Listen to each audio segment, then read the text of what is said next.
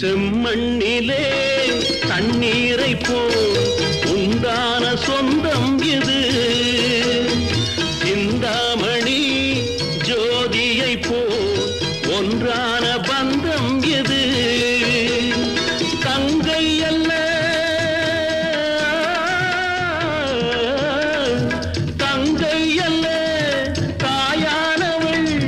கோழி பாடல் நான் பாட பொருளானாள்.